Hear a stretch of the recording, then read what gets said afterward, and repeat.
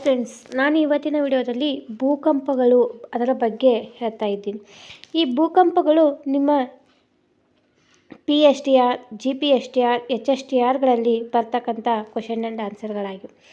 ಆದ ಕಾರಣ ನಾನು ಭೂಕಂಪಗಳ ಬಗ್ಗೆ ಕೆಲವೊಂದಿಷ್ಟು ಪಾಯಿಂಟ್ಸ್ಗಳನ್ನು ಈ ವಿಡಿಯೋದಲ್ಲಿ ಹೇಳ್ತಾ ಹೋಗ್ತೀನಿ. ಈ ವಿಡಿಯೋ ನಿಮಗೇನಾದರೂ ಇಷ್ಟ ಆದರೆ ಲೈಕ್ ಮಾಡಿ, ಶೇರ್ ಮಾಡಿ, ಕಮೆಂಟ್ ಮಾಡಿ, ಹಾಗೆ ಸಬ್ಸ್ಕ್ರೈಬ್ ಮಾಡ್ಕೊಳ್ಳೋದನ್ನು ಮರಿಬೇಡಿ. ನಮ್ಮ ಚಾನಲ್ಗೂ ಕೂಡ ಸಪೋರ್ಟ್ ಮಾಡಿ ಅಂತ ಕೇಳ್ತಾ ಈ ವಿಡಿಯೋವನ್ನು ಸ್ಟಾರ್ಟ್ ಮಾಡೋಣ ಬನ್ನಿ.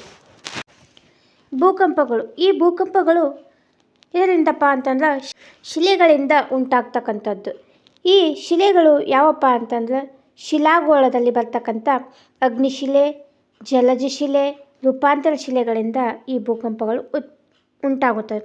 ಹಾಗೆ ಮಿಶ್ರಗೋಳ, ಇದು ಕಬ್ಬಿಣ ಮತ್ತು ಅಲ್ಯೂಮಿನಿಯಂ ಸಿಲಿಕಾನನ್ನು ಹೊಂದಿರತಕ್ಕಂಥದ್ದು ಈ ಮಿಶ್ರಗೋಳ ಆಗಿದೆ. ಹಾಗೆ ಕೇಂದ್ರಗೋಳ.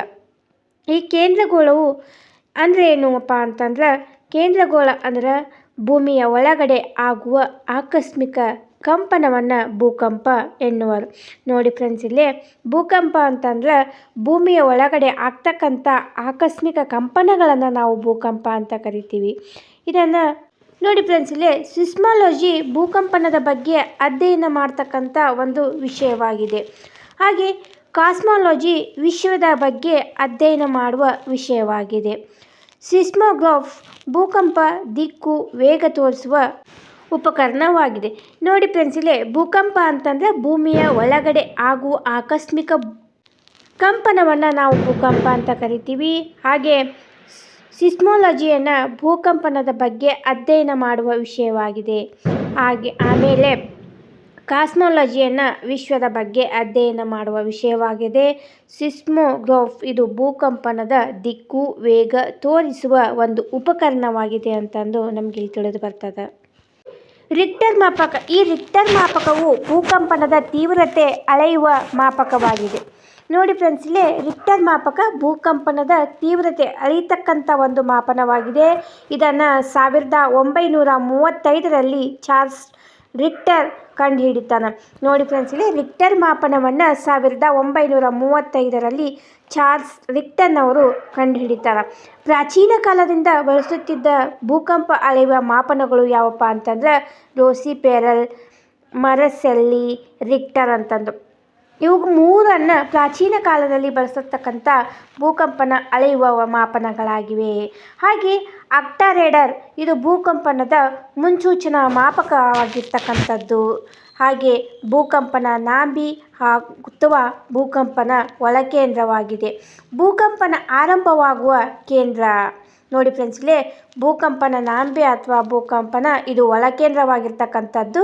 ಈ ಭೂಕಂಪನ ಆರಂಭವಾಗುವ ಕೇಂದ್ರವಾಗಿದೆ.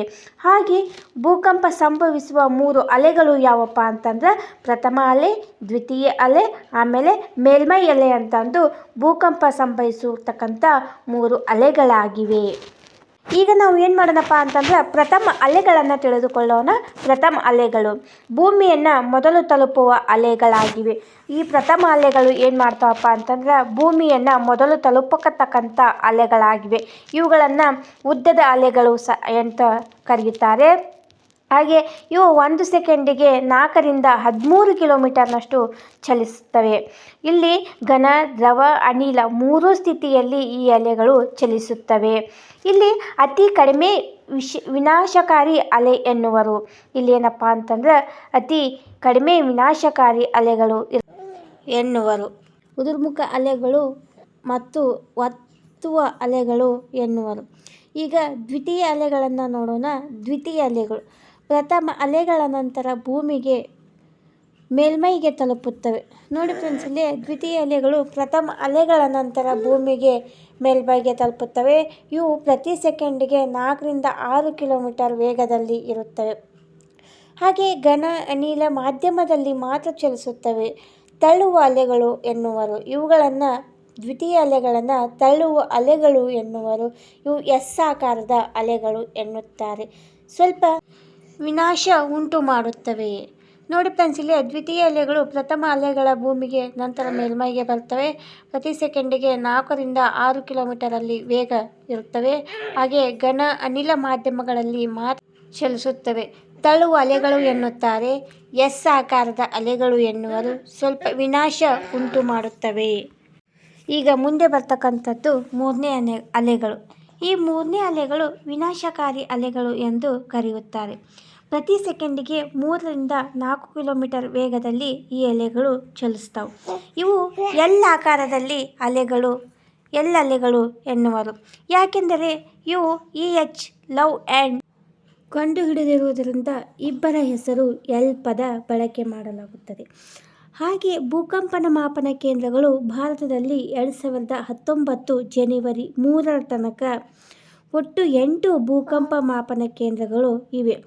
ಒಟ್ಟು 8 ಭೂಕಂಪ ಮಾಪನ ಕೇಂದ್ರಗಳು ಯಾವಂತ ನೋಡೋಣ. ಕರ್ನಾಟಕದಲ್ಲಿ ಬರ್ತಕ್ಕಂಥ ಗೌರಿಬಿದನೂರು, ಚಿಕ್ಕಬಳ್ಳಾಪುರ, ಚಿಂಚೋಳಿ, ಕಲಬುರಗಿ ಹತ್ತಿರ. ಹಾಗೆ ಮಹಾರಾಷ್ಟ್ರ ಇದು ಪುಣೆ, ಕೋಲಾರದಲ್ಲಿ ಬರ್ತಕ್ಕಂಥದ್ದು. ಹಾಗೆ ತಮಿಳುನಾಡು ಕೊಡೈಕೆನಾಲ್, ಕರ್ನಾಟಕ ಗೌರಿಬಿದನೂರು, ಚಿಂಚೋಳಿ, ಕಲಬುರಗಿ ಹತ್ತಿರ. ಮಹಾರಾಷ್ಟ್ರ ಪುಣೆ, ಕೋಲಾರ. ತಮಿಳುನಾಡು ಕೊಡೈಕೆನಾಲ್. ಪಶ್ಚಿಮ ಬಂಗಾಳ ಕೋಲ್ಕತ್ತಾ, ತೆಲಂಗಾಣ ಹೈದರಾಬಾದ್, ಉತ್ತರಾಖಂಡ ಡೆಹ್ರಾಡೂನ್. ಇಷ್ಟು ಭೂಕಂಪನಕ್ಕೆ ಸಂಬಂಧಪಟ್ಟಂಥ ಕೆಲವೊಂದಿಷ್ಟು ಪಾಯಿಂಟ್ಸ್ಗಳನ್ನು ಈ ವಿಡಿಯೋದಲ್ಲಿ ಹೇಳಿದೆ. ಈ ವಿಡಿಯೋದಲ್ಲಿ ಬರ್ತಕ್ಕಂಥ ಪ್ರತಿಯೊಂದು ಭೂಕಂಪನದ ಅಂಶಗಳು ನಿಮ್ಮ PSTR, GPSTR, HSTRಗಳಲ್ಲಿ ಬರ್ತಕ್ಕಂಥ ಪಾಯಿಂಟ್ಸ್ಗಳಾಗಿರುವುದರಿಂದ ನಾನು ಇವತ್ತಿನ ವಿಡಿಯೋದಲ್ಲಿ ಭೂಕಂಪನದ ಬಗ್ಗೆ ಹೇಳಿದೆ. ಈ ಭೂಕಂಪನದ ವಿಡಿಯೋ ನಿಮಗೇನೋ ಇಷ್ಟ ಆದರೆ ಲೈಕ್ ಮಾಡಿ, ಶೇರ್ ಮಾಡಿ, ಕಮೆಂಟ್ ಮಾಡಿ. ಹಾಗೆ ಸಬ್ಸ್ಕ್ರೈಬ್ ಮಾಡ್ಕೊಳ್ಳೋದನ್ನು ಮರಿಬೇಡಿ. ನಮ್ಮ ಚಾನಲ್ಗೂ ಕೂಡ ಸಪೋರ್ಟ್ ಮಾಡಿ ಅಂತ ಕೇಳ್ತಾ ಈ ವಿಡಿಯೋವನ್ನು ಇಲ್ಲಿಗೆ ಮುಗಿಸೋಣ. ಮುಂದಿನ ವಿಡಿಯೋದೊಂದಿಗೆ ಸಿಗೋಣ. ಧನ್ಯವಾದಗಳು.